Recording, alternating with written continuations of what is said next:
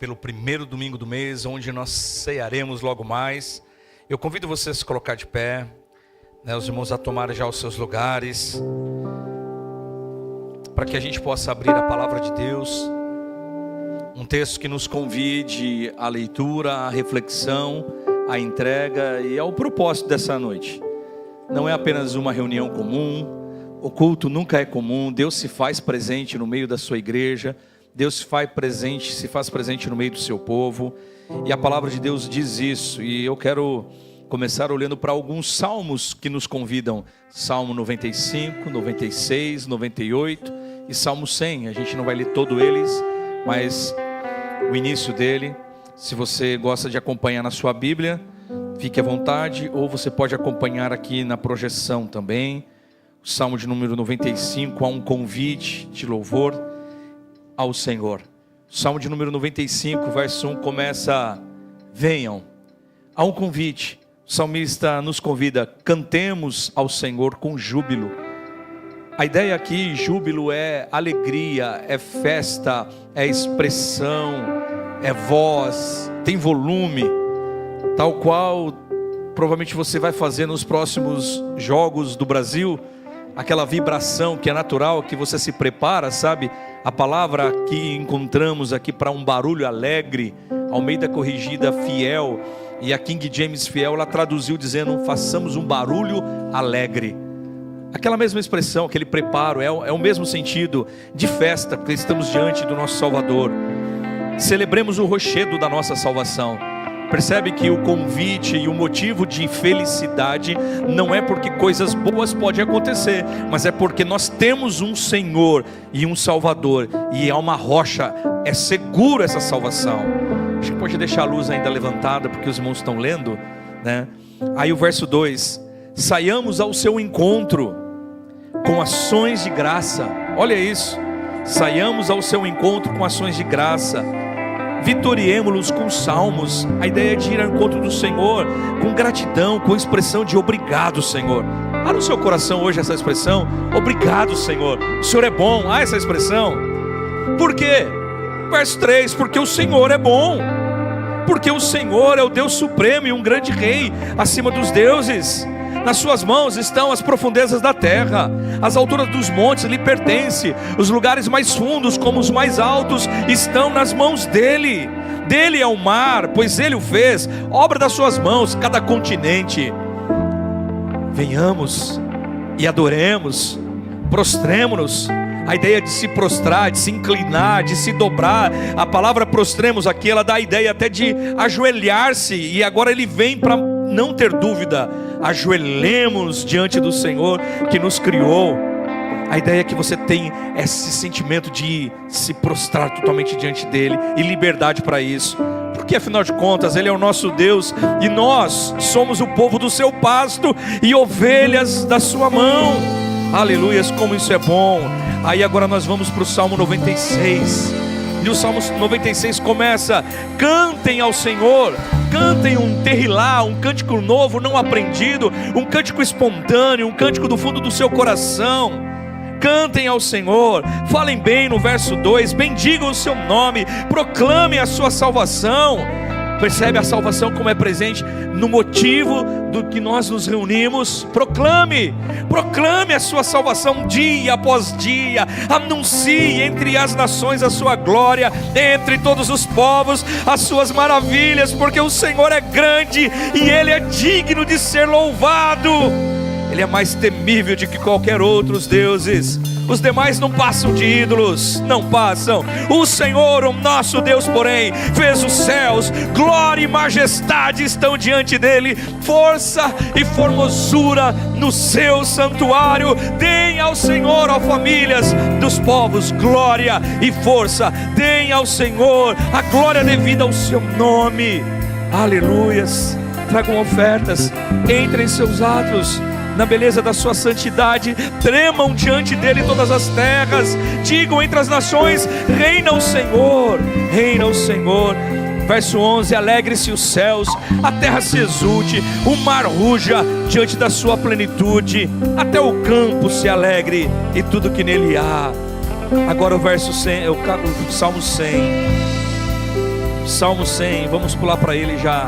Ele vai dizer assim: celebrem com júbilo ao Senhor todas as terras, sirvam ao Senhor com alegria, apresente-se diante dele, como nessa noite, apresente-se diante dele com cântico.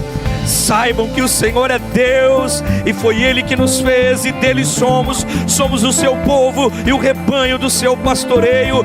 Entrem por suas portas com ações de graça, e nos seus átrios com hinos de louvor. Rendam-lhe graças, bendigam o seu nome, porque o Senhor é bom, e a sua misericórdia, ela dura para sempre, e de geração em geração a sua fidelidade. Aleluias! Obrigado, Senhor, te louvamos, Pai. Queremos nesse momento convidar o Senhor nessa oração agora.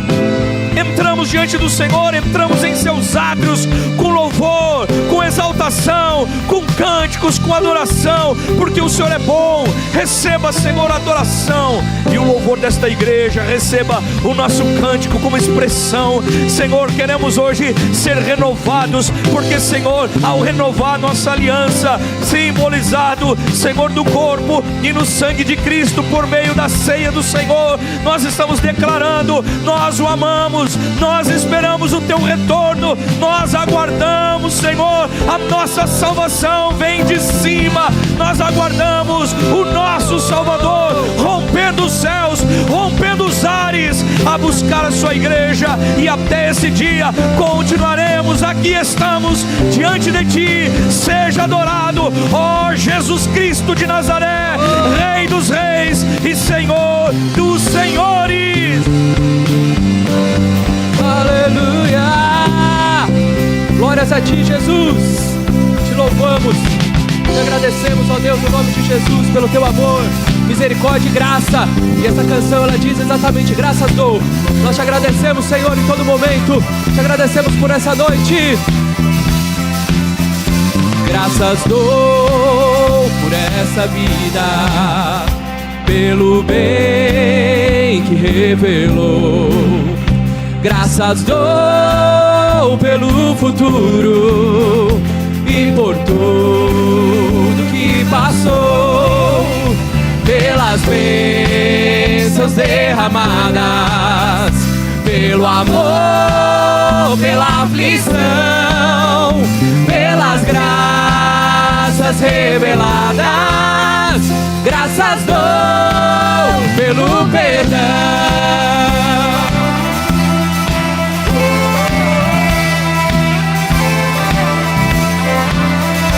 Graças pelo azul celeste e por nuvens que há também, pelas rosas do caminho e os espinhos que elas têm, pelas noites desta vida, pela estrela que brilhou, pela prece respondida e a esperança que falhou. Oh, oh, oh, oh.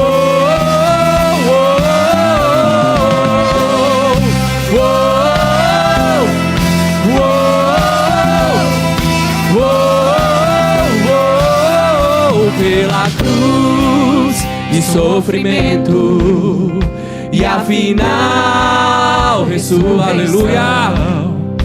Pelo amor que é sem medida, pela paz no coração, pela lágrima vertida e o consolo que é sem par, pelo dom da eterna vida, sempre graças em te dar.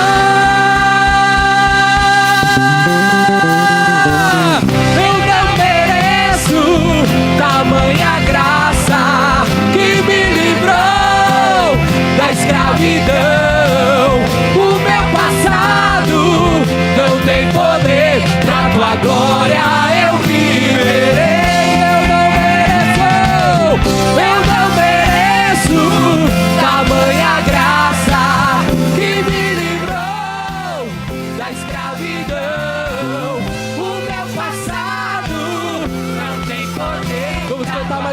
corações, suas vozes.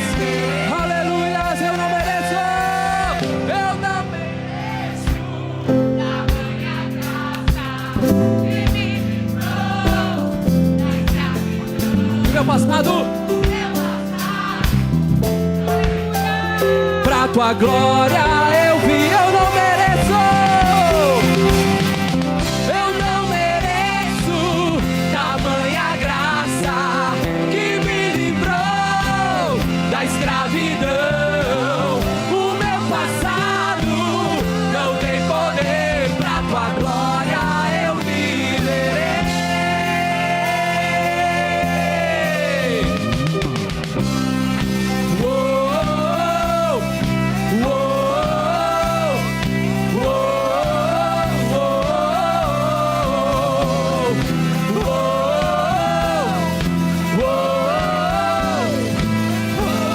Tua glória eu viverei.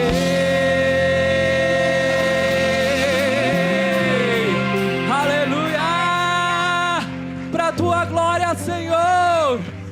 Oh, glórias a ti. Somos felizes, irmãos, alegres na presença do Senhor. Mas essa noite maravilhosa, fria, que nós podemos nos reunir na presença do nosso Deus maravilhoso e também declarar essa dignidade do nosso Deus. Essa canção é a primeira vez que nós ministramos aqui. É uma letra bem simples que tem um significado muito profundo.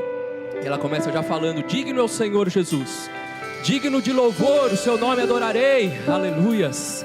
Tem uma mensagem mais linda e mais profunda para que a gente expresse realmente de coração ao nosso Senhor, do que dizer que Ele é digno, do que dizer que Ele é único, dizer que Ele é maravilhoso e santo. Vamos adorar a Ele. Glórias a ti, Jesus.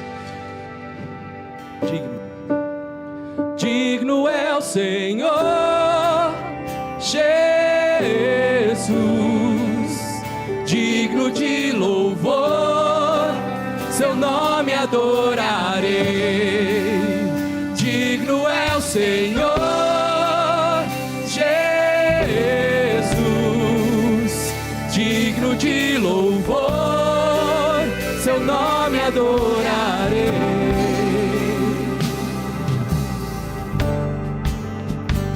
Minha culpa já se foi, aqui estou, encantado por tanto amor. Sua graça não tem fim, eu cantarei sua bondade pra sempre. Digno é o Senhor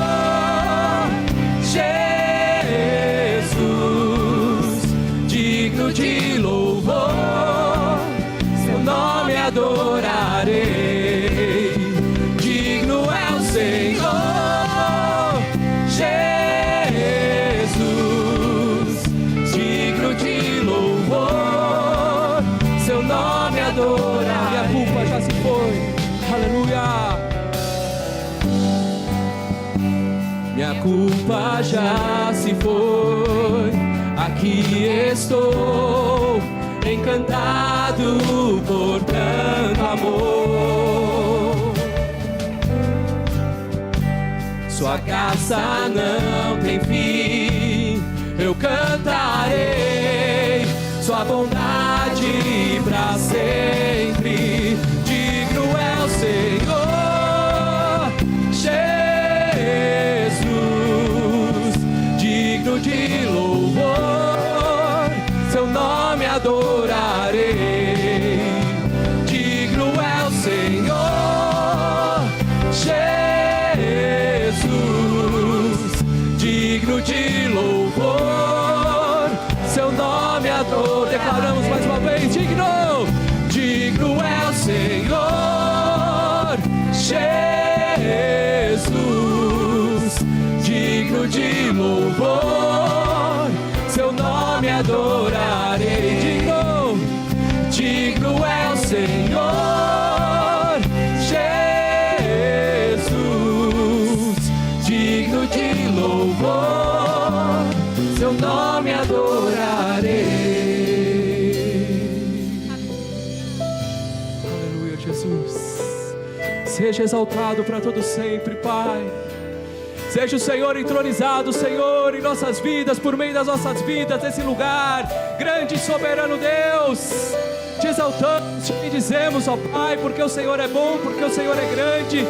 Misericórdias do Senhor são para sempre, aleluia. Exaltado nas alturas,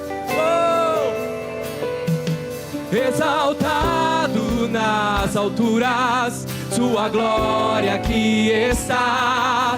Ao Senhor o meu louvor, o seu nome exaltarei. Exaltado nas alturas, sua glória aqui está. Ao Senhor o meu louvor, o seu nome exaltarei. Exaltado nas alturas, sua glória aqui está. Ao Senhor o meu louvor, o seu nome exaltarei. Exaltado nas alturas, sua glória aqui está. Ao Senhor o meu louvor, ao seu nome exaltarei.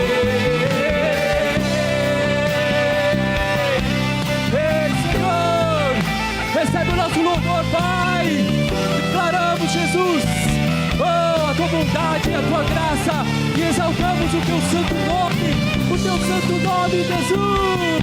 Santo é o Senhor, maravilhoso. Declare que Ele é digno. Digno é o Senhor Jesus, digno de louvor, seu nome adorarei.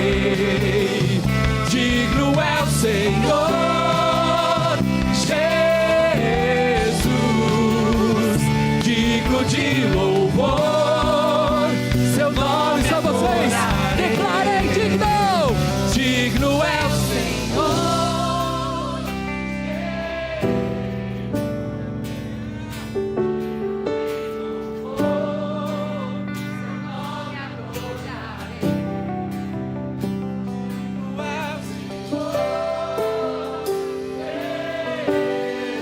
Exalte esse Deus que é digno. Seu nome adorarei. Digno! Digno é o Senhor Jesus, digno de louvor, seu nome adorarei. Digno é o Senhor Jesus, digno de louvor, seu nome adorarei.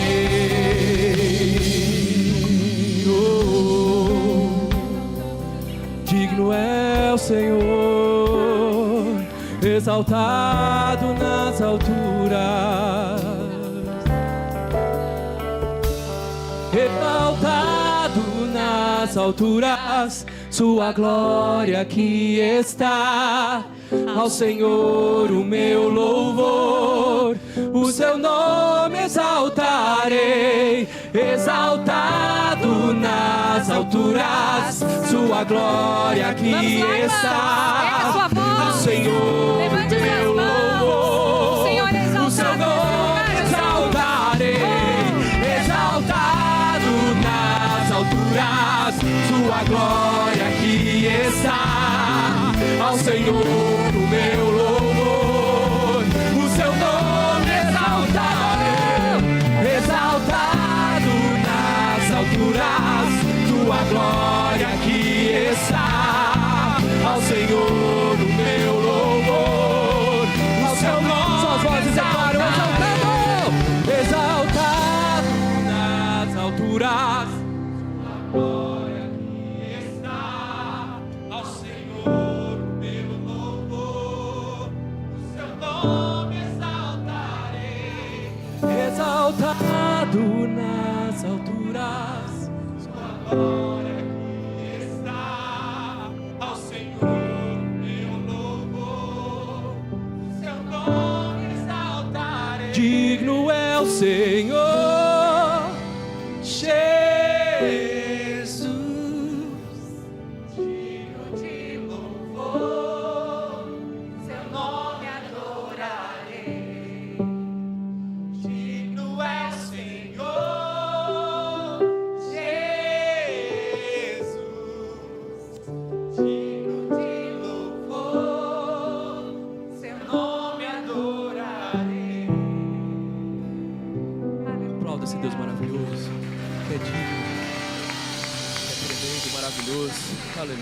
Jesus. Muitas vezes, dentro dessa consciência da nossa indignidade diante de Deus, nós nos escondemos, muitas vezes. Assim como quando Adão pecou, Eva pecou, e reconheceram, e olharam para si e começaram a ver aquele pecado neles, eles se esconderam de Deus. E às vezes, muitas vezes, o diabo com peso em nossas vidas, querendo colocar simplesmente esse peso sobre a nossa indignidade, nós acabamos deixando de nos colocarmos diante do Senhor de verdade, com as nossas debilidades, com as nossas fraquezas. Deixamos de dar nome aos nossos pecados muitas vezes, quando nos achegamos ao nosso Senhor, e a vida vai continuando da mesma forma. Mas assim como essa canção que fala: eu venho como estou, eu venho como estou diante do Senhor, Jesus. Que realmente nós possamos ter o nosso coração assim despido de nós, de entender que realmente nós precisamos e dependemos do nosso Senhor. Sem Ele nós não somos nada, e que nós somos pecadores, indignos realmente. Mas Ele nos chama e diz: venha como você está, eu estou aqui para te limpar, eu estou aqui para te curar, eu estou aqui para te libertar. Não apenas para trazer bênçãos para essa vida, porque eu já te trouxe todas as coisas. Eu morri na cruz por você, eu te trouxe a vida eterna e a salvação para todo aquele que crê de verdade no nosso Senhor Jesus. Aleluias. Seja exaltado, Jesus, para todo sempre. Senhor, eu me achego a ti, tua ira santa mereci, o teu favor estende aqui, aceita um pecador. Eu venho como estou, sim, venho como estou, porque Jesus por mim morreu. Eu venho como estou. As minhas culpas grandes são, mas tu que não morreste em vão, me podes conceber perdão. Aceita o pecador. Eu venho como estou, sim, venho como estou, porque Jesus por mim morreu. Eu venho como estou, eu venho como estou, sim, venho como estou, porque Jesus por mim morreu. Eu venho como estou. Este é aquele que no princípio criou todas as coisas, que todas as coisas foram feitas por intermédio dele, e sem ele nada do que foi feito se fez. Este é aquele que sustenta todas as coisas pela palavra do seu poder. Que é este é aquele que na plenitude dos tempos nasceu de mulher, nasceu sob a lei para ser o nosso Redentor. Quem é este?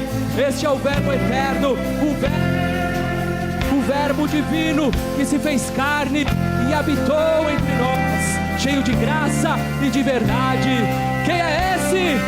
Esse é o autor da vida, este é o criador do mundo, este é o pão da vida, este é a luz do mundo, este é a porta da salvação, este é o bom pastor, este é a ressurreição e a vida, este é o caminho, a verdade e a vida, este é a verdadeira vida.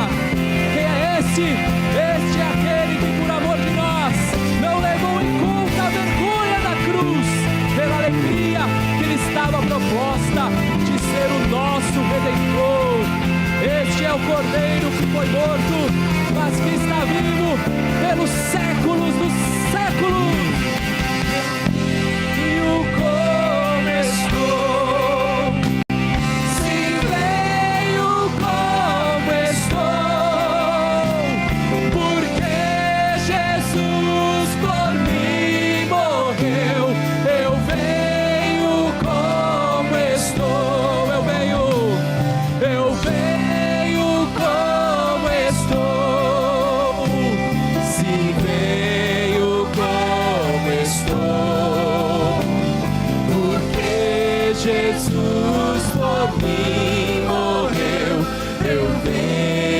Vamos declarar, só as vozes, só as vozes. Eu venho como estou. Sim, venho como estou. Aos teus pés, Jesus. Porque Jesus por mim morreu. Eu venho como estou.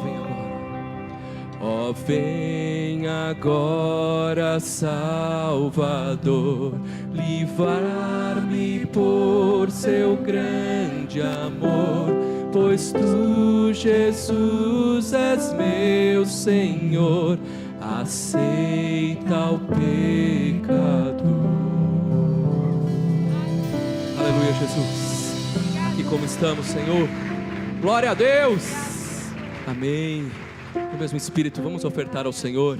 Traga os seus dízimos e ofertas com alegria, com base no fé, no reconhecimento e na gratidão. Enquanto nós cantamos mais uma canção, temos QR Codes, tem uns gasofiláceos aqui. Fiquem à vontade, vamos adorar ao Senhor. Aleluia! Aleluia, graças a Deus.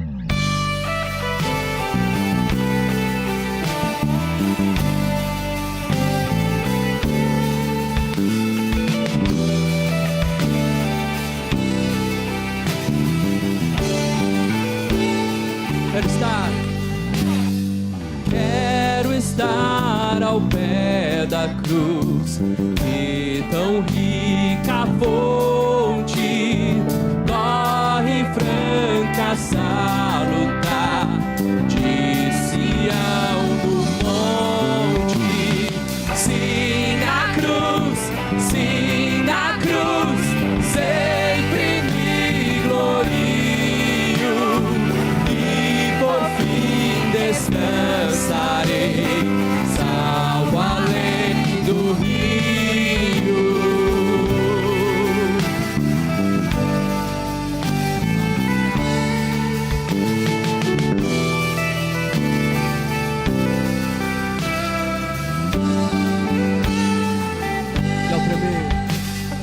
E ao tremer ao pé da cruz, graça, amor achou-me, matutina estrela ali, raios seus mandou-me.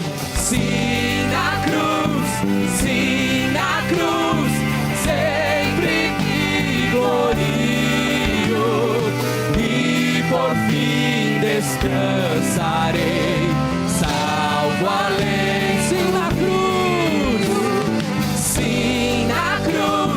Sim, na cruz, sempre me glorio, e por fim descansarei, salvo além do rio. Desta cruz desejo aqui sempre recordar-me, dela sombra, Salvador, queiras abrigar-me. Oh, foi a graça que nos gloriamos, Senhor. Essa graça que vem do Senhor Jesus, Salvadora, Libertadora, Pai. Por essa graça que estamos aqui, Jesus, em Teu nome. Aleluia. Vou na graça. Vou na graça me gloriar, sempre na cruz eu esperarei, firme até o dia chegar, quando ao final te encontrarei. Vou na graça me gloriar, sempre na cruz eu esperarei, firme até o dia chegar,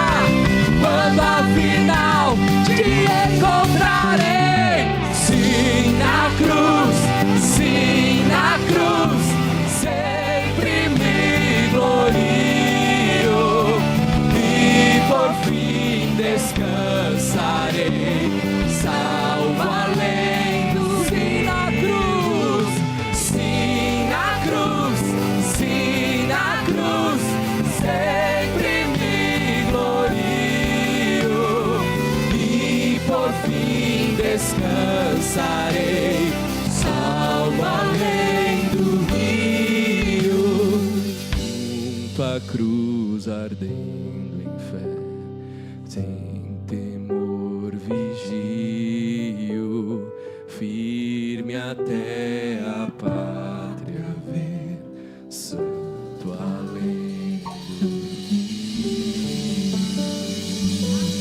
Aleluia! Exaltado Jesus, glória a ti, Pai amado. Podemos aceitar a igreja. Amém.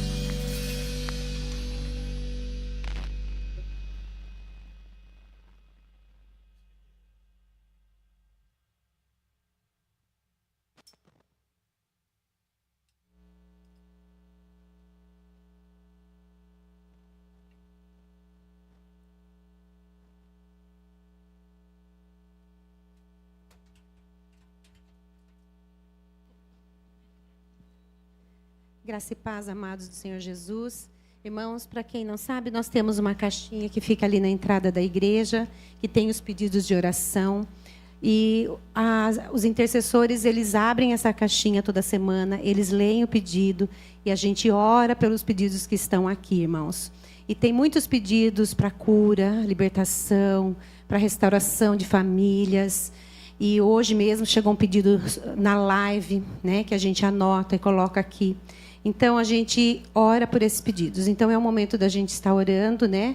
E a palavra do Senhor diz em João 15, que se você permanecer em mim e as minhas palavras permanecerem em vós, pedireis o que quiseres e vos será feito. Então, baseado na promessa de Jesus, que Ele ouve as nossas orações, que as nossas orações chegam ao trono de Deus, nós vamos orar por todos os pedidos. Amém? Então, vamos estar orando. Deus poderoso, Deus maravilhoso, Tu és santo, bendito, e nós Te damos graças porque a Tua misericórdia se renova a cada manhã. Grande é o Senhor.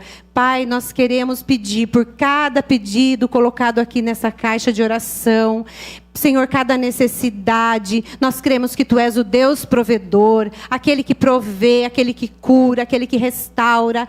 Senhor, a pessoa quando colocou o pedido aqui, Senhor, ela estava necessitando de algo que o Senhor sabe. E em nome de Jesus, é no nome de Jesus que clamamos e que oramos. Esse nome que é poderoso para fazer infinitamente mais de tudo aquilo que pedimos e pensamos. Por isso, em nome de Jesus, nós queremos que cada oração feita aqui, Senhor, o Senhor possa estar dando resposta com Teu poder, trazendo cura, restauração de casamentos, libertação, pessoas com pensamento de suicídio que sejam libertadas, curadas, cheias do Espírito Santo. Senhor, a Tua palavra diz que Jesus veio para destruir as obras do diabo, e em nome de Jesus, nós repreendemos toda ação do inimigo sobre vidas aqui nesta igreja. Pedidos nessa caixinha nós repreendemos, sabemos que o Senhor traz vida, o Senhor traz cura, pois o inimigo veio para matar, roubar e destruir, mas o Senhor veio para que tenhamos vida, e vida plena, vida em abundante.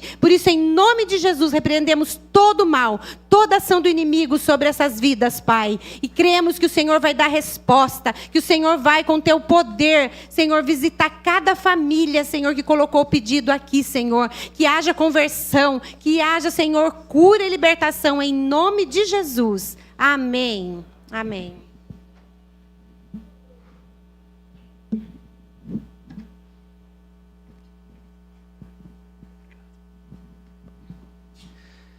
Amém.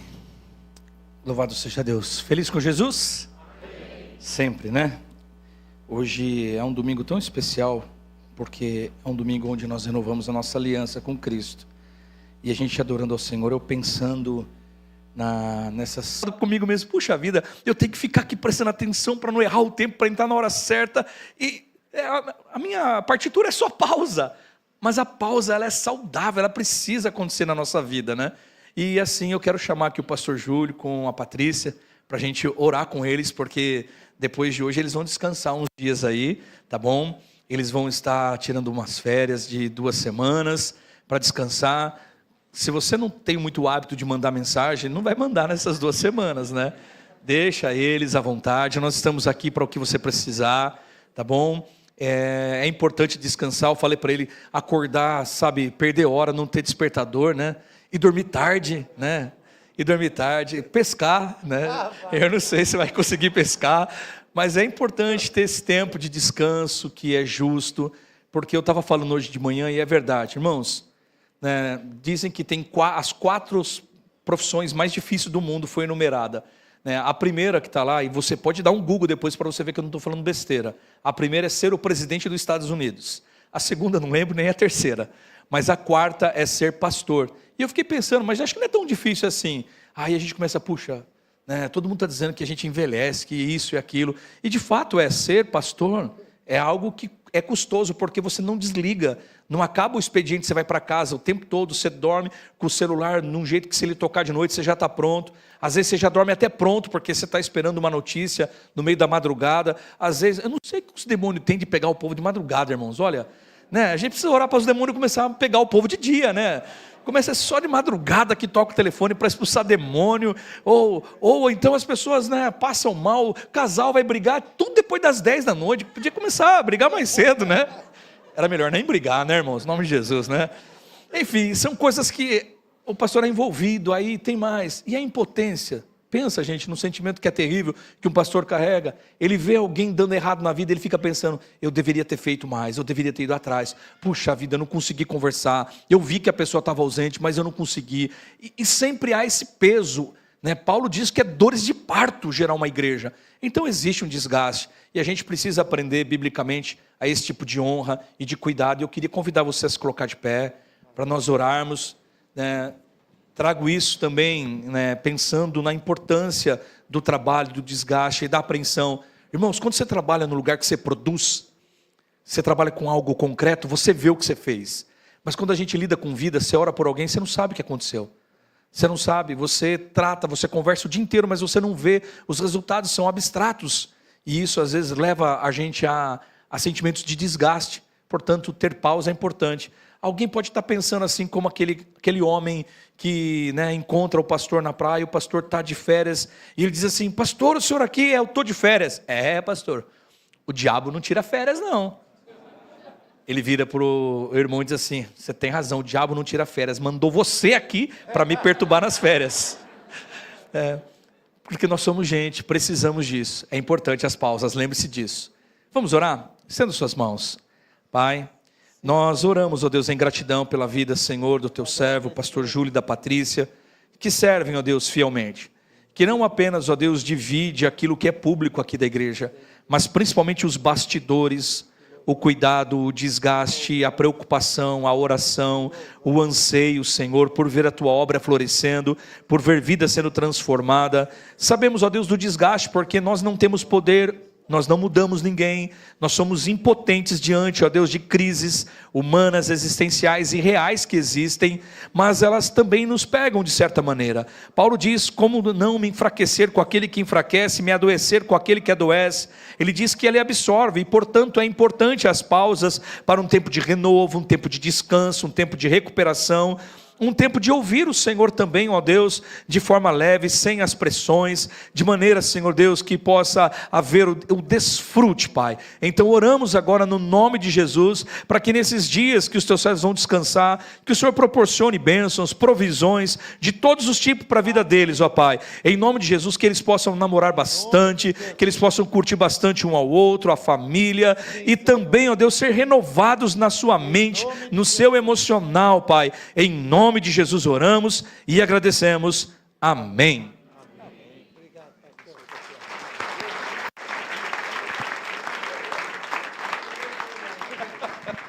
Amém. Os irmãos podem tomar os vossos assentos. A gente vai ficar com um videozinho, uma chamadinha para a pregação. Logo depois estaremos recebendo a ministração da palavra de Deus.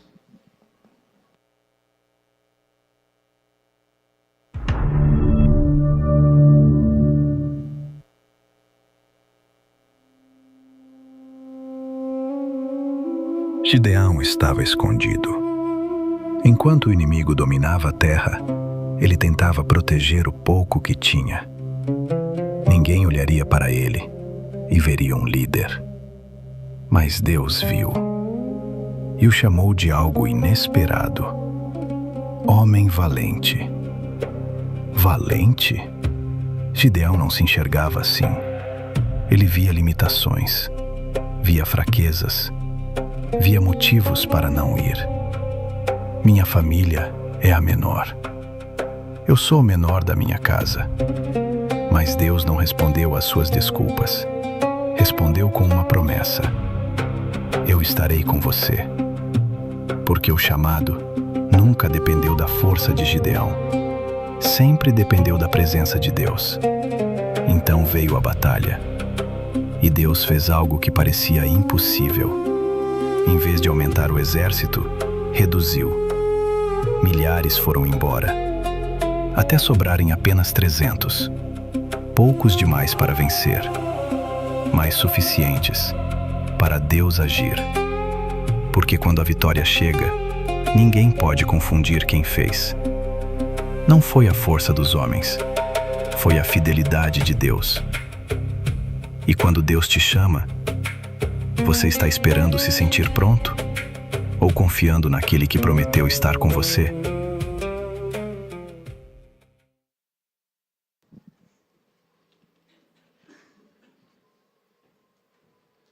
Graça e paz, irmãos. Amém? Graças a Deus. Não fica com inveja não, irmãos, né? Tá bom, então. Deixa eu me retomar aqui, né? Irmãos, graças a Deus, né? Nós estamos nessa série, né, irmãos, baseado na noite em que Jesus disse que ia ser traído, e os discípulos, olhando para si, perguntaram: sou eu, Senhor? Então essa série, baseado nela, essa pergunta, sou eu, Senhor, de responsabilidade, nós, com a graça de Deus, né, estamos pregando sobre vários personagens da Bíblia que responderam ao chamado. E hoje eu convido vocês para abrirem suas Bíblias em Juízes, capítulo 6, versículo 11 ao 16, eu vou ler na versão NAA, e depois eu vou pular para o capítulo 7, versículo 2 ao 7, que nós vamos falar um pouquinho sobre a história de Gideão. Todo mundo já ouviu falar de Gideão, irmãos? Quem nunca ouviu falar de Gideão? Quem não sabe o que está fazendo aqui? Brincadeira. Mas Gideão é um personagem bem conhecido, né, irmãos? E nós vamos aprender, porque a palavra de Deus, ela é feita para isso, né? E foi escrito para nos ensinar. Então preste atenção agora.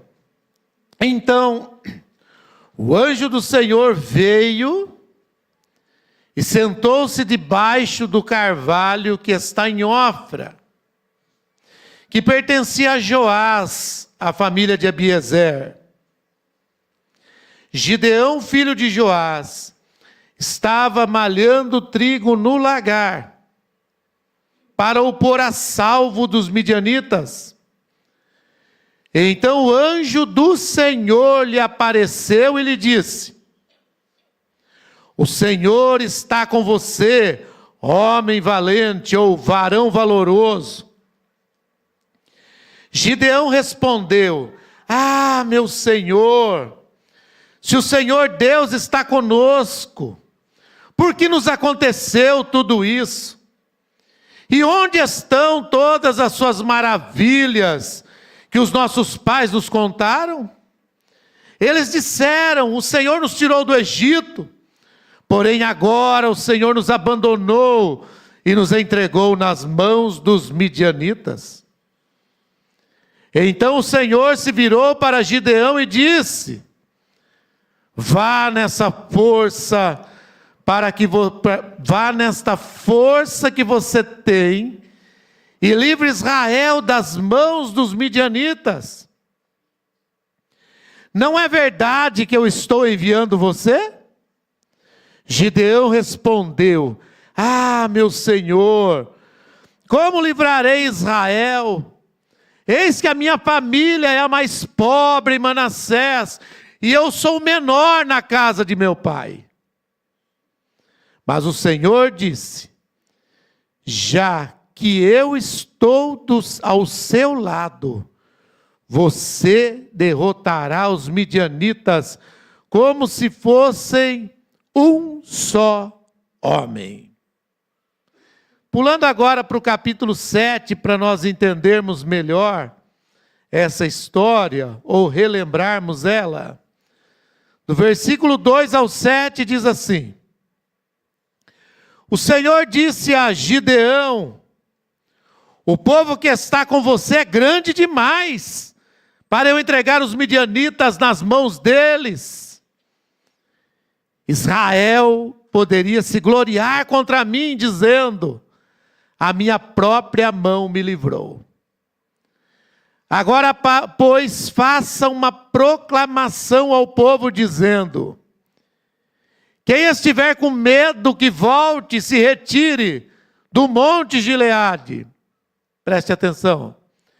Então 22.000 homens voltaram e 10.000 ficaram. Mas o Senhor disse a Gideão: ainda há gente demais. Faça-os descer as águas, e ali eu provarei para você.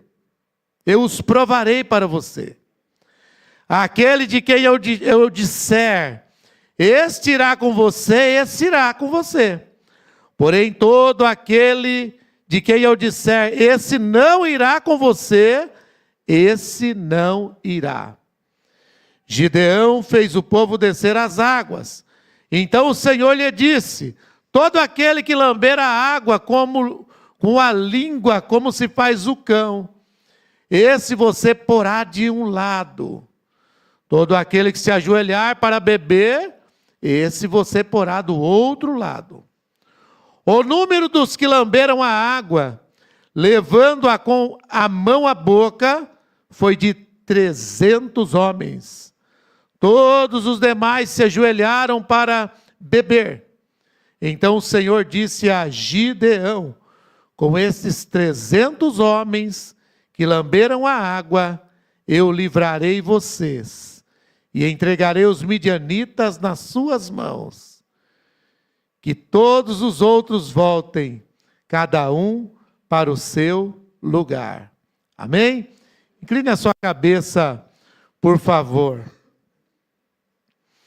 Senhor Deus, nós louvamos a Ti, pois a Tua palavra já é suficiente, Senhor, para convencer, para corrigir, para encorajar, para salvar. E muitos já conhecem essa história. Mas nós não acreditamos em acaso, mas acreditamos na providência do Senhor, na soberania do Senhor. E o Senhor nos reuniu aqui nessa noite para nós ouvirmos esta palavra, e ela produzirá, segundo o propósito, Senhor, que o Senhor tem na vida de cada um. Em nome de Jesus, por graça, continue falando conosco. Amém. Graças a Deus, né, irmãos? Então esse livro de Juízes nós sabemos que foi escrito por Samuel, a Bíblia nos ensina assim, a história nos ensina assim, no século 10 a 11 antes de Cristo, num período chamado período dos juízes, e se inicia com a morte de Josué, até o primeiro rei, Saul. Então, nesse tempo, as tribos de Israel, elas não estavam unificadas no quesito governo. E, por vezes, eles estavam perdidos, ou seja, ora eles adoravam a Deus, ora eles eram influenciados pelas nações vizinhas, e eles ficavam perdidos. E se você pegar o capítulo de número 6, nós vamos ver que o que aconteceu? Eles fizeram o que era mal aos olhos do Senhor.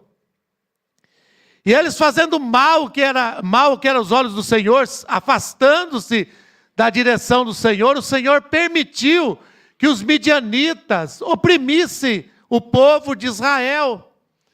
E oprimia tanto que eles plantavam, e na época que era para eles colherem, e a nação ter suprimento, e colher o fruto do trabalho deles, a Bíblia diz que os midianitas vinham e colhiam antes, e eles estavam empobrecendo. Já dava uma pregação isso aqui, quando nós muitas vezes saímos fora do caminho do Senhor, as coisas não dão certo, E a pior coisa que Deus pode fazer para uma pessoa é entregar o indivíduo aos seus próprios desejos. Deus nos entregar aos nossos próprios desejos. Mas Deus também ele tem umas ações pedagógicas, mas sempre a misericórdia do Senhor, ela caminha junto.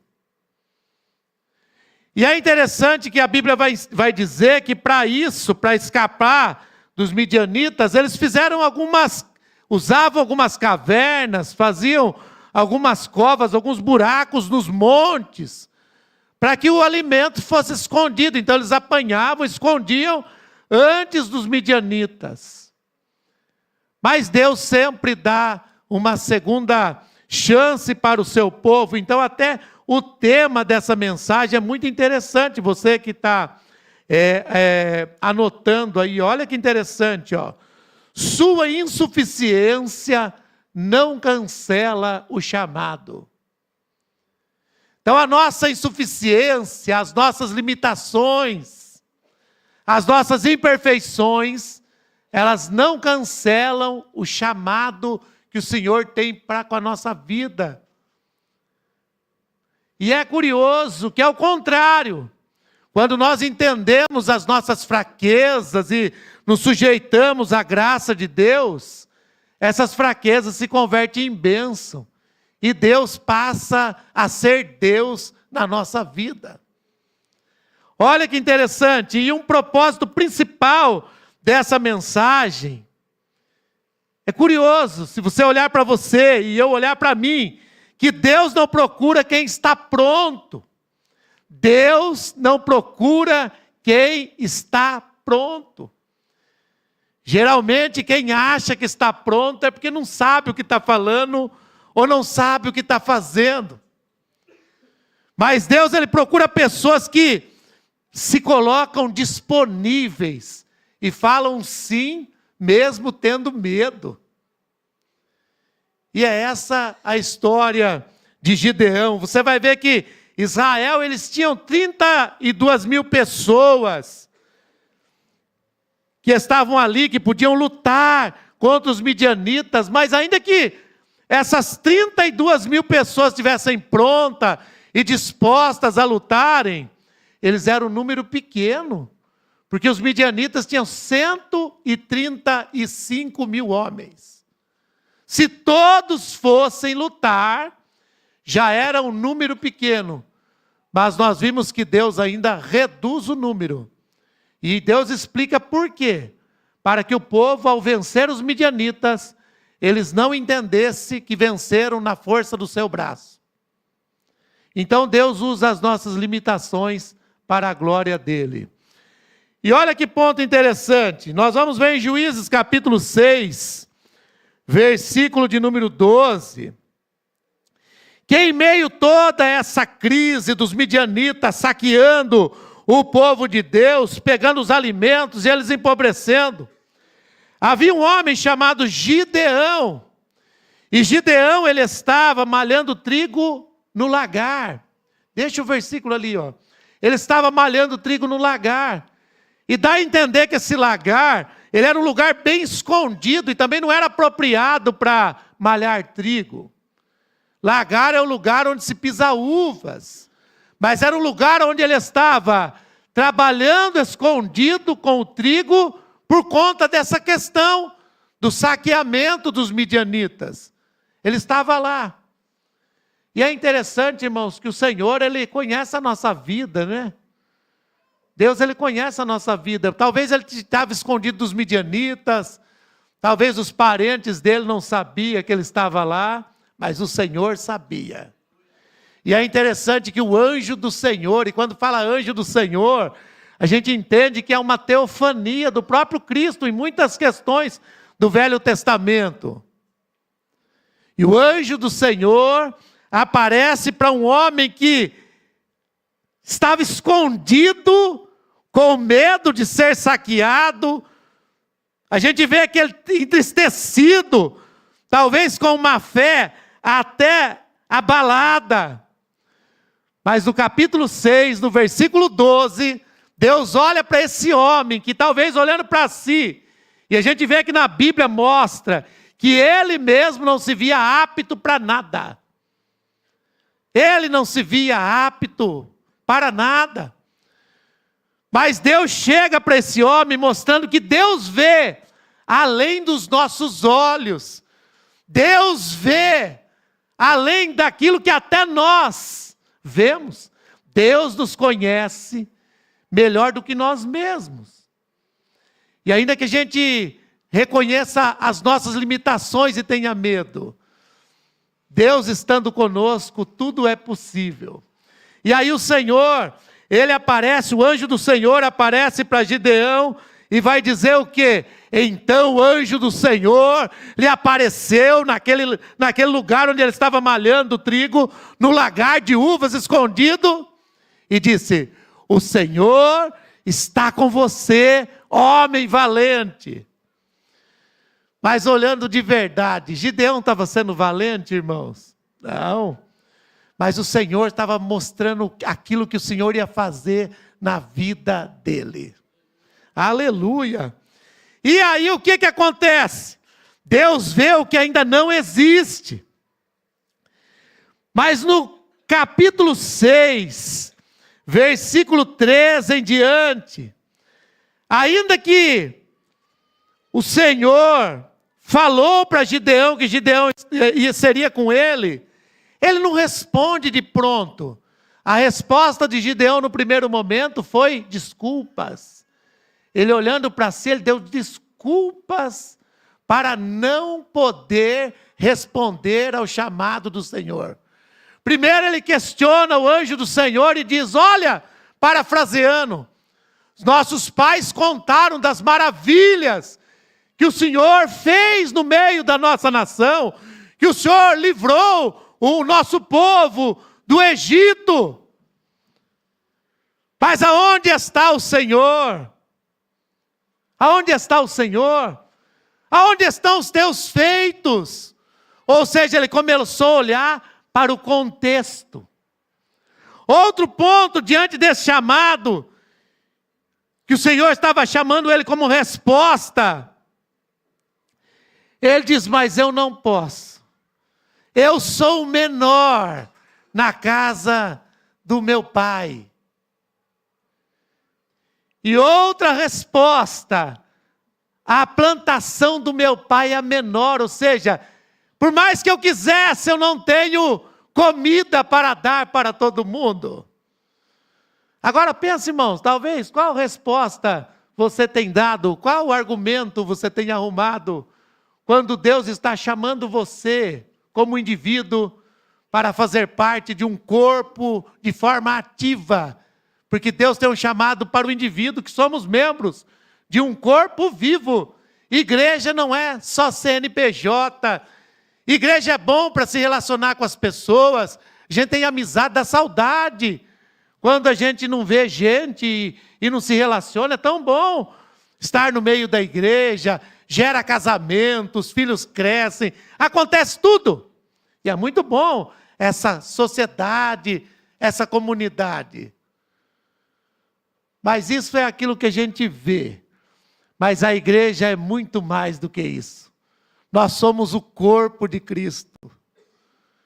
Aonde, como indivíduos, cada um de nós somos membros do corpo de Cristo.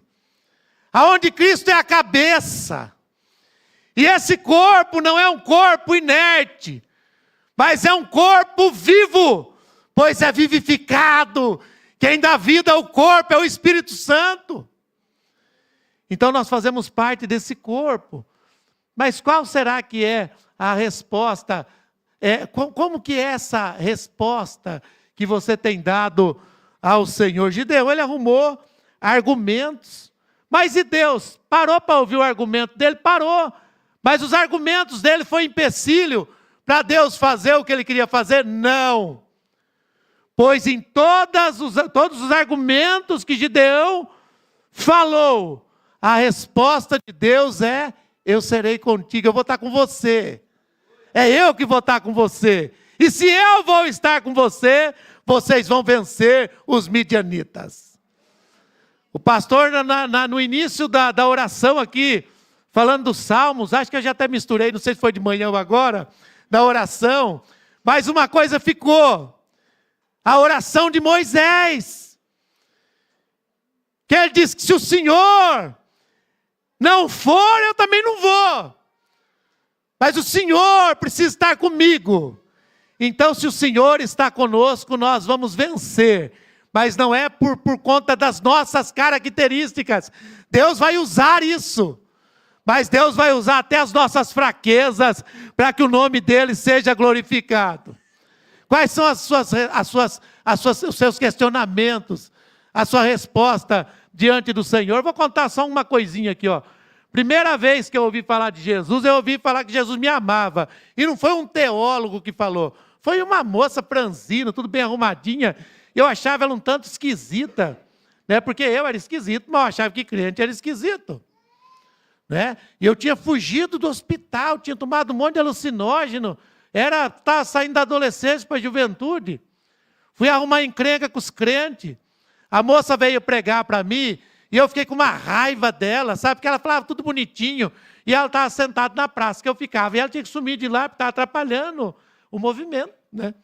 Aí ela falou assim para mim: Jesus ama você. Eu falei: você não sabe nem quem eu sou. Ela falou: não, mas Jesus ama você. Eu falei: nem minha mãe gosta de mim. Era mentira, mas eu falava: nem minha mãe gosta de mim. Ela falava: não importa, Jesus ama você. Eu falava: nem a polícia gosta de mim. Isso ela tinha certeza. Ela falava: mas Jesus ama você. E isso me salvou. É isso aí, ué. Então, eu já comecei dando desculpa, mas o Senhor começou a dar uma resposta que não tinha nada a ver comigo, tinha a ver com o amor dele. E você que é mais bonitinho do que eu, irmão, nasceu na igreja e está fazendo tanta coisa aí, qual é a resposta que você tem dado ao Senhor? Qual a desculpa? O argumento? E é interessante que o chamado não depende da capacidade, mas depende da presença divina. E esses dias a gente aprende com as crianças, né? Que as crianças pintaram lá e tinha uma frase que é curiosa. Que Deus chama qualquer um. E usa qualquer um. Mas não de qualquer jeito. Né? Quando Deus o chama, chama do jeito que a gente está. Mas a gente não fica do jeito que a gente está. Porque o Senhor muda a nossa vida. E Deus mudou o coração de Gideão, mostrando que o Senhor era com ele, independente da capacidade dele. Irmãos, mas você já fez prova com Deus? Isso é negócio de neopentecostal ou de pentecostal, fazer prova com Deus, né? Às vezes a gente faz, né? Ou de crente mesmo, porque Gideão fez prova com Deus. Mas já pensou Deus falando com Gideão, o anjo do Senhor aparecendo para ele? Ele ainda mesmo assim, ele fez prova para ver se Deus de fato estava com ele. Irmão, você sente que Deus está com você? Não responda que eu estou fazendo essa pergunta de maldade, vá. Eu vou parar com isso. Tá, eu fiz, mas é maldade isso. Você sente, às vezes, que Deus está com você? Mas a pergunta aí, quando você não sente, Deus não está? Porque a gente gosta muito de sentir coisas, e é bom sentir. No culto, na oração, no louvor, na pregação. Como é bom sentir a presença de Deus. Traz um renovo. Às vezes a gente está falando da palavra, os olhos enchem de lágrima. A gente nem sabe por quê. Porque a gente começa a pensar nas grandezas de Deus. É bom quando as nossas emoções são envolvidas. Mas tem vezes, irmãos, que não acontece nada disso. A gente não sente nada. Mas eu não posso ser guiado por vista nem por sentimento. Eu preciso ser guiado pela fé. E fé é crer na veracidade, na lealdade de Deus. Fé é crer naquilo que está escrito. E Jesus, ao ressuscitar, e Ele enviar os discípulos para fazerem discípulos, e Ele dizendo: todo poder é me dado no céu e na terra. Ele diz: de fazer discípulos de todas as nações. E Ele não promete, como o diabo prometeu para Jesus, tudo dessa vida, os reinos. Não. Ele promete algo melhor para nós. Ele prometeu: estarei convosco todos os dias, até a consumação dos séculos. Então, ainda que o braço não arrepie, ainda que a barriga não gele, o Senhor está conosco, porque Ele é fiel e Ele é verdadeiro para cumprir aquilo que Ele prometeu. Ele está conosco. E se Ele está conosco, nós vencemos como indivíduo, nós vencemos como igreja. Não porque está em nós a capacidade, não por causa do seu diploma, da sua experiência, não. Tudo isso pode ser sujeitado a Deus e ser usado para a glória dEle. Mas não é por isso. Nós vencemos porque o Senhor está conosco. Mas Gideão fez prova. Que prova que ele fez? Ele vai e fala: então vou pôr um velo de lã aqui. E se ele amanhecer molhado e o chão seco, então eu vou entender que o Senhor está comigo. E aconteceu. Esse sinal foi respondido. Mas ele ainda não estava contente. Ele falou: agora, para mim saber que o Senhor está comigo, vamos fazer o contrário. Então eu vou deixar o velo de lã. E se ele aparecer seco pela manhã e volta molhado, então o Senhor está comigo. E aí o que acontece? Aconteceu também. E é curioso que mostra nisso a imaturidade da fé. Deus nos chama, irmãos, inseguros, cheios de dificuldades, de medo. Deus nos chama assim. Eu não sei, não estou falando chamado para a salvação, mas o seu coração não queima para alguma área e você percebe que é isso que Deus quer da sua vida, mas você olha para você, dá medo. Você acha que Deus vai usar o pastor, vai usar o fulano, vai usar o beltrano? Eu lembro uma coisa interessante, irmãos, que eu estava feliz porque Deus é tão generoso comigo, que eu fui para brigar com os crentes, saí crente, eu nunca mais usei droga. Nunca mais. Eu usei droga, nunca mais. E alguns dependentes perguntam: mas o senhor se esforçou? Diante de Deus eu nunca me esforcei, eu me rendi. É diferente. Eu nunca fiquei lutando contra... Eu me rendi, eu nunca mandei ofício para Deus. Mas eu lembro um dia, irmãos, isso você precisa entender. Eu lembro um dia que a minha casa nunca mudou assim de pronto, assim que meu pai ficou bonzinho, minha mãe ficou agradecendo eu porque eu parei de usar droga, eles não estavam nem aí. Eu parei, a obrigação era minha e eles não estavam comemorando.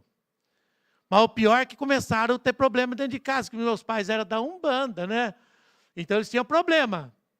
Eu lembro um dia que eu estava olhando para cima no quarto e a situação do meu pai brigando com a minha mãe, tudo daquele jeito. E eu trancado no quarto lá, eu fui tentar conversar com meu pai, ele ironizou o que eu estava falando. E eu peguei e comecei a falar assim para Deus: Deus, esse negócio está tudo legal, sabe? Os crentes são gente boa comigo, a gente sente a presença de Deus. Eu não uso mais droga, mas será que eu vou dar conta desse negócio? Porque eu nunca conheci ninguém que deu conta no meu contexto na época. Aí os irmãos chamaram eles eram batistas e eles pregavam em vários lugares. E eu vejo que Deus também respeita a nossa imaturidade. Eu acabei de conhecer Jesus, eu não sabia nem se tinha 12 ou 10 apóstolos, eu não sabia nada. Eu só sabia que Jesus era Jesus. E eu lembro que eu fui lá em Francisco Morato, irmãos. Os irmãos levaram eu para dar testemunho lá. E eles iam pregar, que eles eram um grupo de missionários, sabe? E eu cheguei na igreja, um irmão bem grandão assim, me abraçou assim, ó. E aí Deus usou ele começou a falar em línguas assim, perto de mim, não teve escândalo nenhum. E aí o Senhor começou a falar o que eu tinha pensado na minha casa. Eu não tinha contado para ninguém, ele falou o que eu tinha pensado. Porque eu olhando para mim, eu não tinha condição nenhuma. Mas ele falou: eu sou com você. Foi eu que te tirei de lá. Não temas, porque eu sou com você. Ninguém contou para ele. Não deu tempo de contar. Mas o Senhor via a minha aflição. E essas coisas vai marcando a vida da gente. A gente precisa ouvir Deus falar de uma forma diferente, porque eu era imaturo. Mas Deus teve a maior paciência com Gideão, como tem comigo, como tem com você. Ele fazendo essas provas. Mas mostra a paciência divina. Deus tem paciência. E Deus responde com graça, com favor imerecido. Deus responde, irmãos. Aleluia, Ele é conosco, Ele responde. E Ele continua no chamado, e a gente vai entender isso que é a teologia da graça. Ou seja, a fé não nasce madura. Se você pegar até a história de Pedro, Pedro no começo ele achava que tinha que servir a Deus na força do braço. Quando Jesus falou que todos iam negar e abandonar ele, mais precisamente, ele falou o quê? Não, tá certo, eu vou prestar atenção. Não falou nada. Ele falou, que é isso? Por ti eu darei a minha vida. Ele confiava na força do braço dele. Quando ele viu o que estava acontecendo com Jesus, e ele sabia que podia acontecer com ele também, ele começou a negar a Jesus, e até a blasfemar, dizer, nunca conheço, nunca vi. Uma fé imatura, mas Jesus teve paciência com Pedro. Pedro chorou amargamente, depois no capítulo 21 você vai ver, Jesus restaura Pedro. E Pedro é usado pelo Senhor. Então não importa a sua caminhada, o chamado de Deus ainda continua. E não será na força do nosso braço, porque Juízes, capítulo 7, versículo 2, vai mostrar que Deus reduz o exército de 32 mil para 300. Para que eles vencessem com 300, porque o Senhor seria com ele.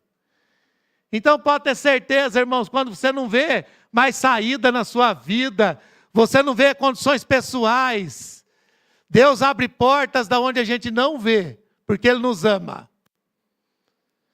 E não é... Eu até coloquei uma coisa interessante aqui, irmãos, que nós não vemos tantos milagres hoje, sabe por quê? Porque desde 1799, mais precisamente, perto de 1800, a teologia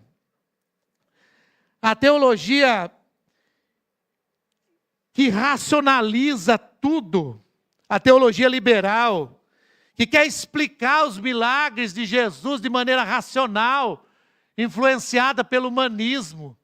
A gente quer explicar os milagres, a gente quer ensinar a Deus a fazer as coisas, mas Deus faz milagres, irmãos.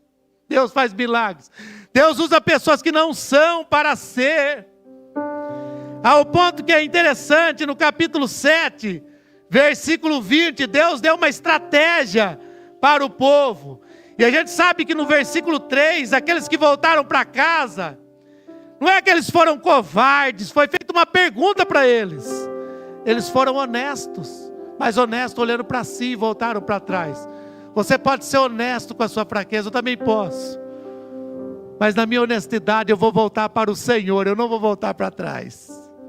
Eu vou reconhecer mesmo, eu não sou capaz. Mas se o Senhor está me chamando e o Senhor vai estar comigo, eu vou ser honesto. Mas eu não vou voltar atrás.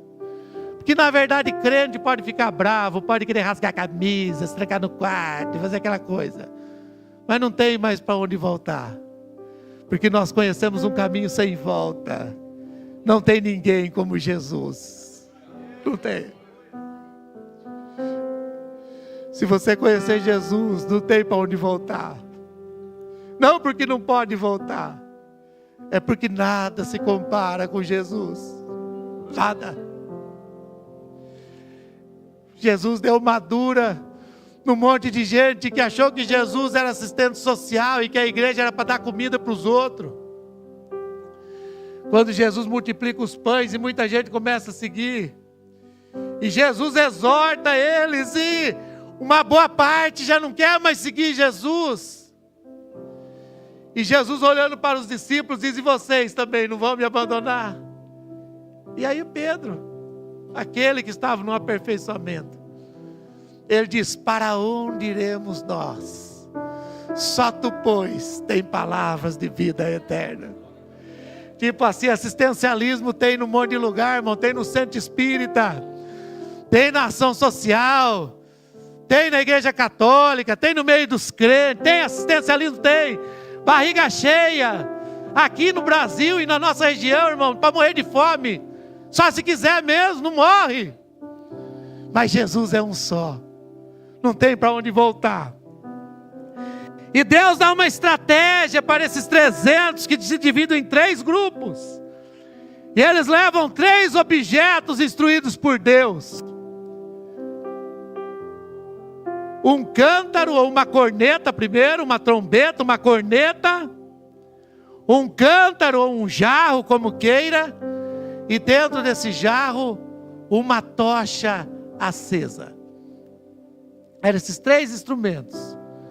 E eles chegam com 300, naquele arraial lá que eu disse para vocês, do número tão grande, 135 mil homens. E Deus dá uma estratégia, eles dormindo. Agora aqueles homens chegam, tocando a corneta para fazer barulho, quebrando vaso, pegando a tocha. E aqueles soldados, né, acordando com esse episódio, eles ficam todos perdidos. E começam a lutar entre si. E a batalha é ganha. E com 300 homens, porque o Senhor era com eles, Gideão venceu a batalha. Olha que interessante, irmãos.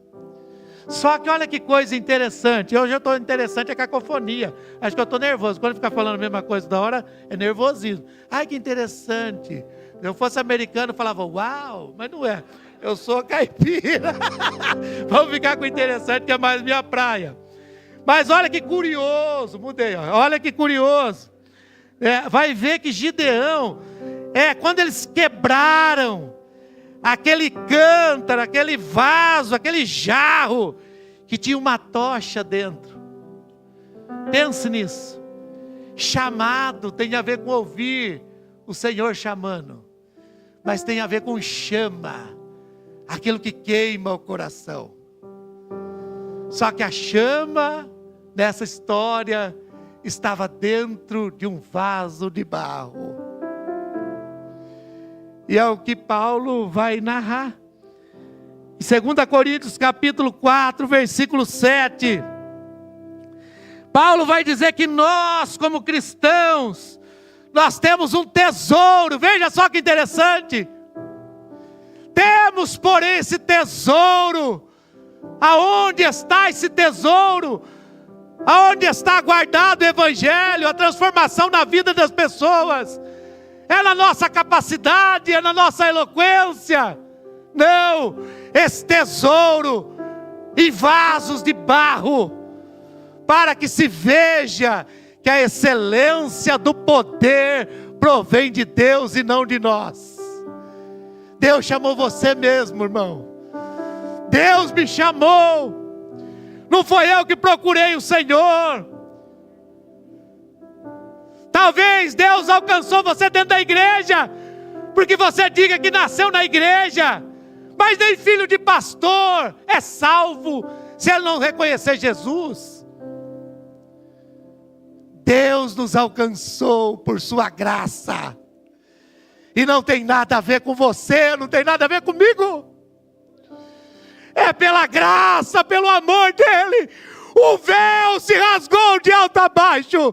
O céu se rasgou. Jesus nasceu como um homem.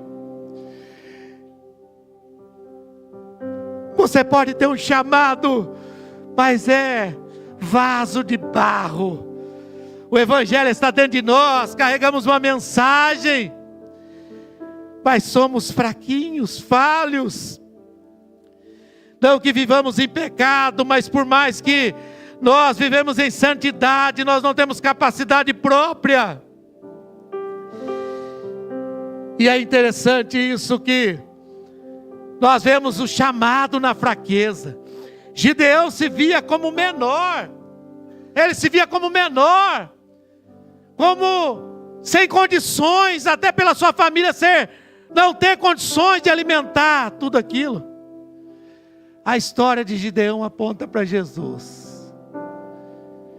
Deus chama Gideão na fraqueza, mas Jesus, próprio Deus encarnado, Ele se fez fraqueza por nós.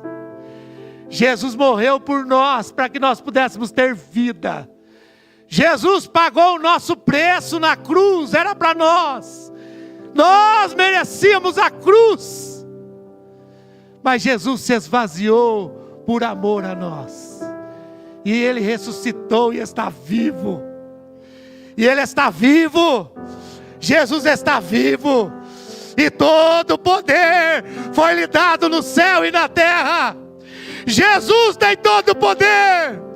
Jesus é o nome sobre todo nome, o único digno de glória, de louvor e exaltação.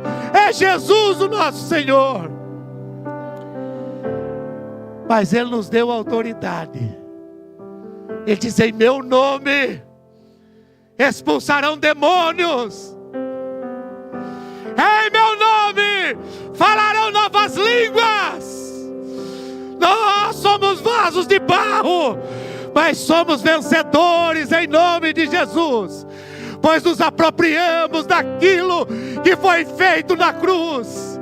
E se nós entendemos isso nessa noite, irmãos, todas as desculpas para não respondermos ao chamado cai por terra, porque nós somos fracos, mas Ele é que tem nos fortalecido, e é Ele que tem nos chamado.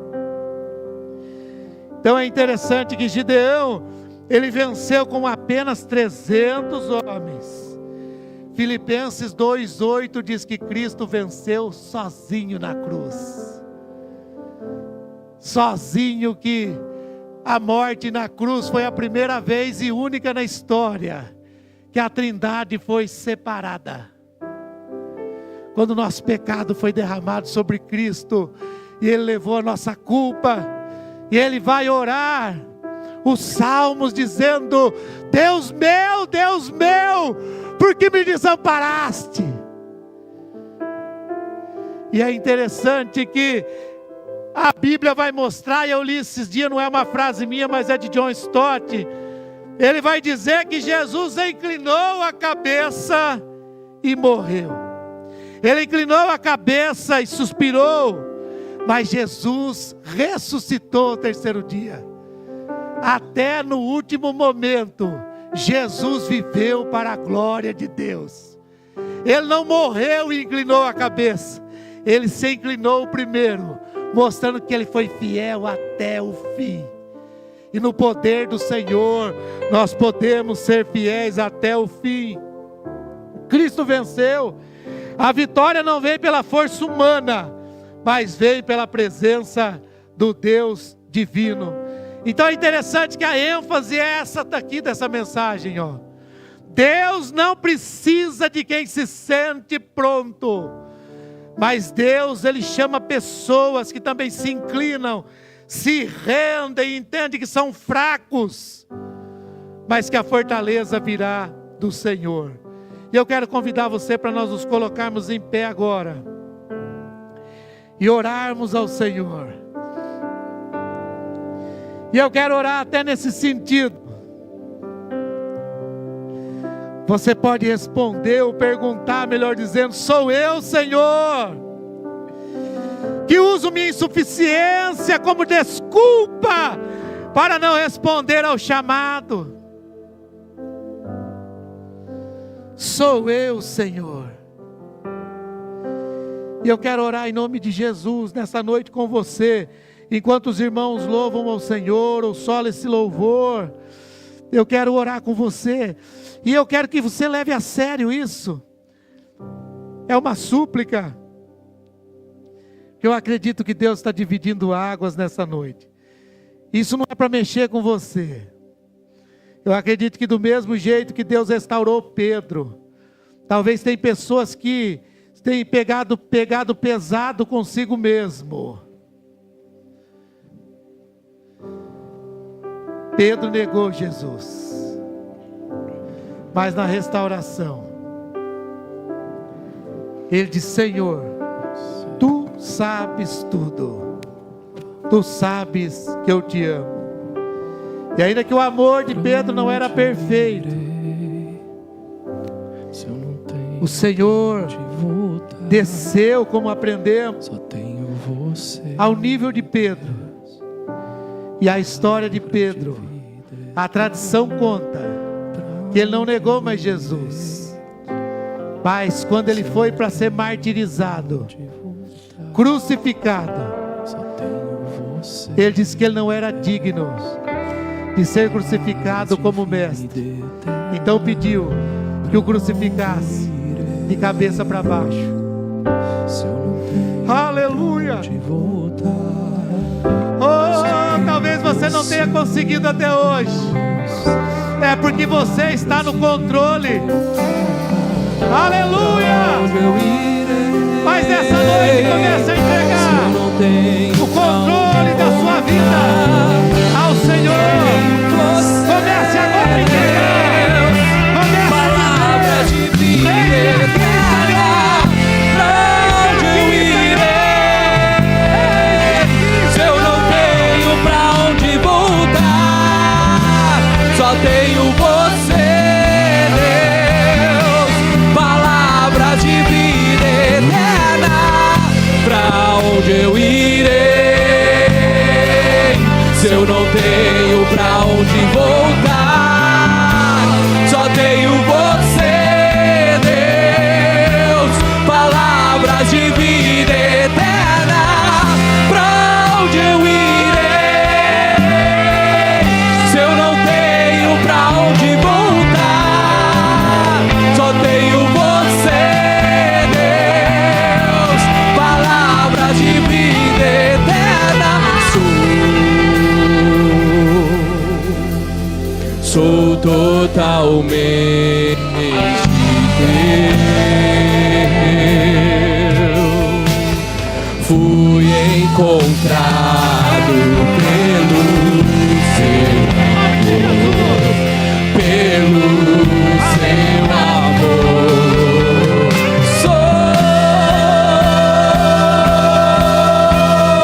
Sou totalmente teu. Fui encontrado pelo seu amor, pelo seu amor.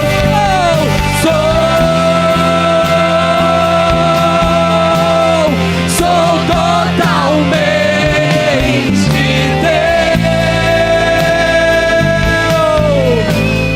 Fui contemplado em ser como você, ser como você, ser como você, ser pra onde eu irei, Senhor? Pra onde eu irei? Se eu não tenho pra onde voltar, só tenho você, Deus. Palavras de vida eterna. Pra onde eu irei? Se eu não tenho pra onde voltar, só tenho você, só tenho você, Deus. Palavras de vida eterna. Pra onde eu irei? Se eu não tenho pra onde voltar, só tenho você, Deus. Palavras de vida eterna. Pra onde eu irei? Se eu não tenho pra onde voltar, só tenho você, Deus. Palavras de vida eterna.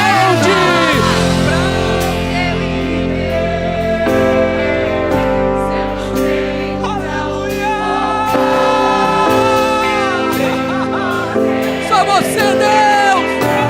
Palavras. Pra onde? Não há lugar. Eu não tenho. Só tenho você. Só o Senhor.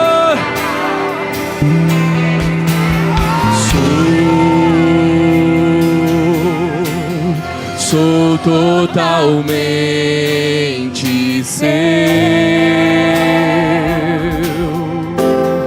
Fui encontrado pelo seu amor, pelo seu amor. Sou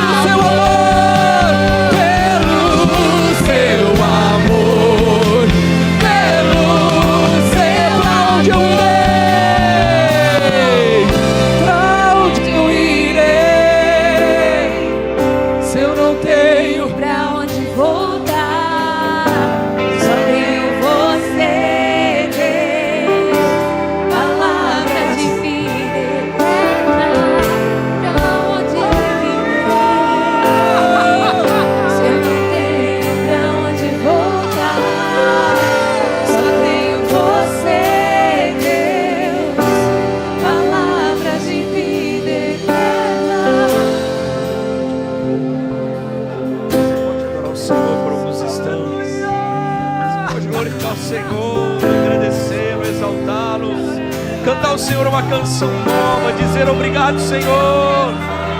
Eu, menor da casa dos meus pais, a tua escolha não é sobre o que sou, mas sobre o que posso ser a partir das tuas mãos, Senhor. Oh, vasos quebrados produzem luz, vasos quebrados podem brilhar a luz de Cristo.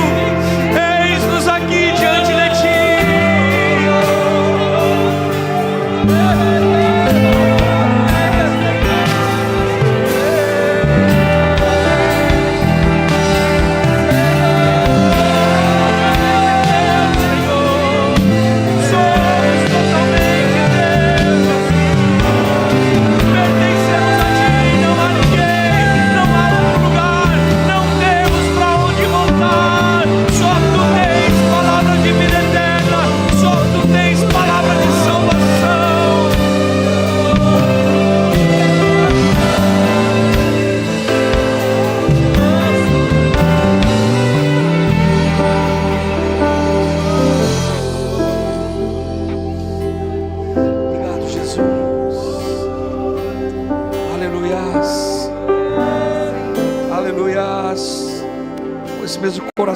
De adoração, de entrega, de louvor.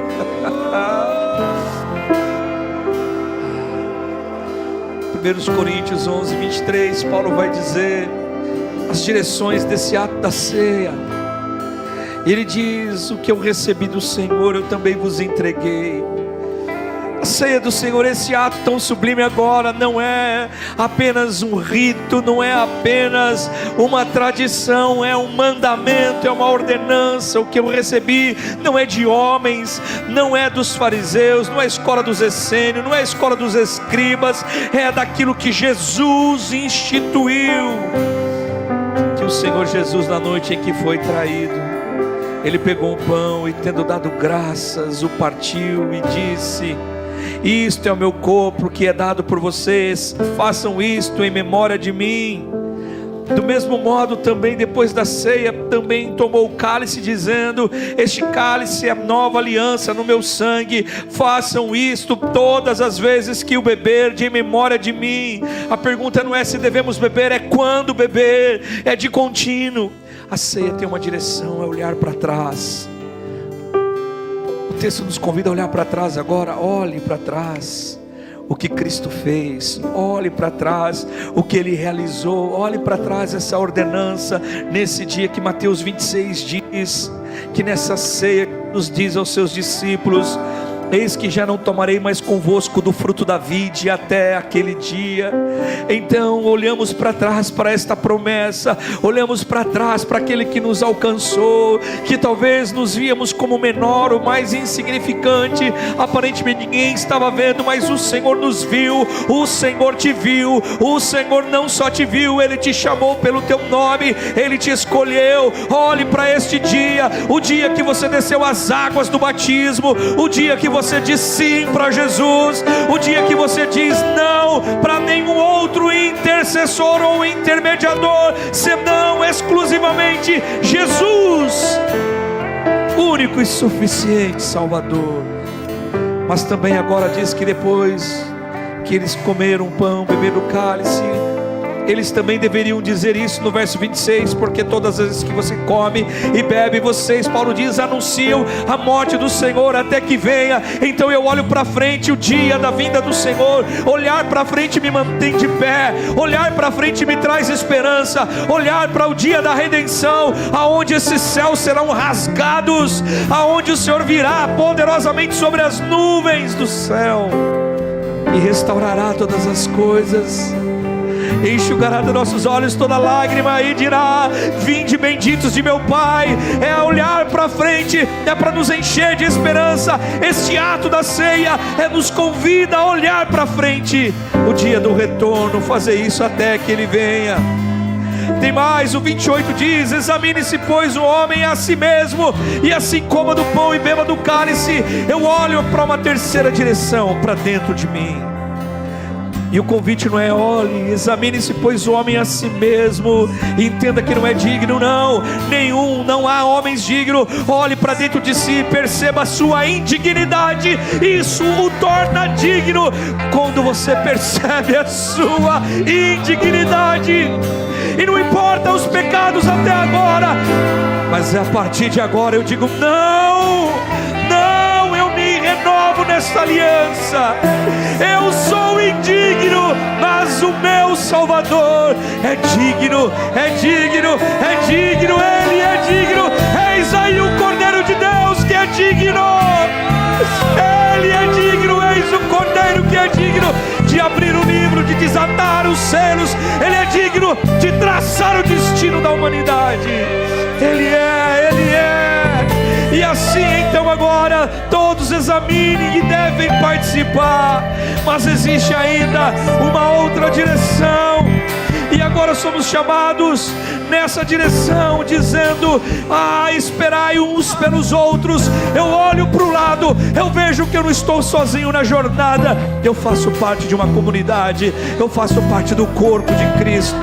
E assim como esses elementos, este pão saiu de um lote, saiu de uma assadeira, esse vinho saiu de um lote, e agora são muitos, assim como nós somos muitos, mas fazemos parte do mesmo corpo.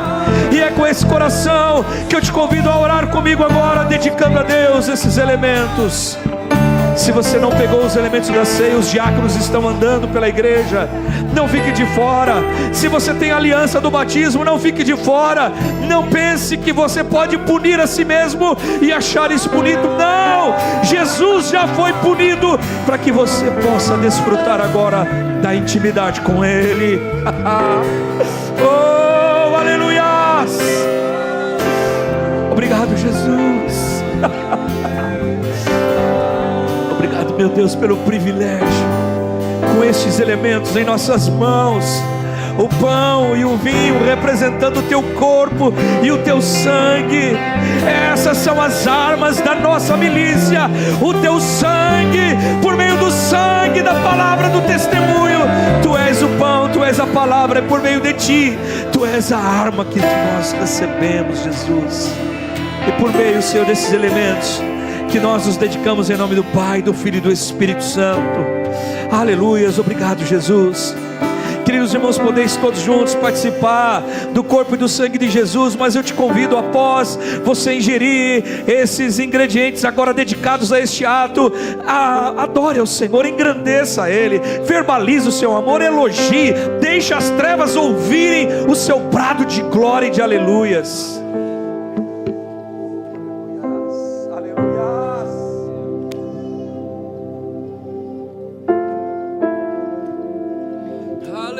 Senhor. Obrigado, Deus, Rei dos Reis, Senhor dos Senhores. Seja exaltado, seja adorado, seja exaltado,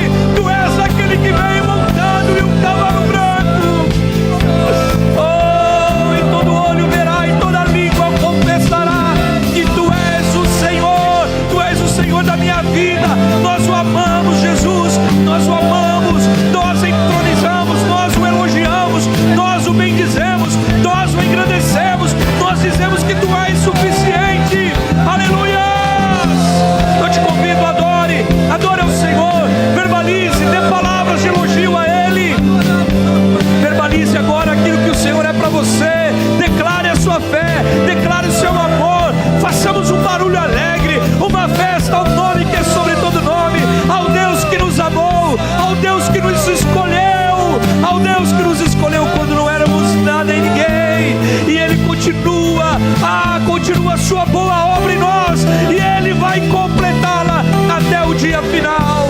Estamos em obra, glórias a Ele, ao Cordeiro de Deus, aquele que era, aquele que é e aquele que há de vir, ao esperado das nações, ao amado da minha alma, ao primogênito dentre os mortos, aquele que ressuscitou e vivo está para todos sempre, aquele que tem a chave da morte e do inferno em suas mãos, aquele que está escrito na sua coxa, Rei dos Reis e Senhor dos Senhores, aquele que virá reinar, aquele que tem o cetro de justiça, aquele pelo qual os profetas aspiraram, aqueles a qual foi desejado por todos o patriarca, e nós temos a realidade.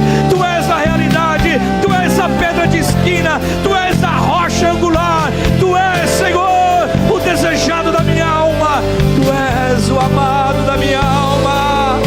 Obrigado, Jesus, obrigado, Senhor. Nós o adoramos, Pai, nós o bendizemos por esse ato tão sublime de crer e descansar e confiar na Tua providência. Oh, que o amor de Deus, que a graça do Senhor Jesus e as doces consolações do Espírito, ela seja conosco hoje e sempre. Fique à vontade para adorar a Deus, ou para poder, se você precisa ir embora, fique à vontade. Está terminado em nome de Jesus. Até que o Senhor venha, eu vou clamar. Até que o Senhor venha, eu não vou descansar. Até que o Senhor venha, eu vou gastar a minha vida diante do Teu altar, diante do Teu altar. Até que o Senhor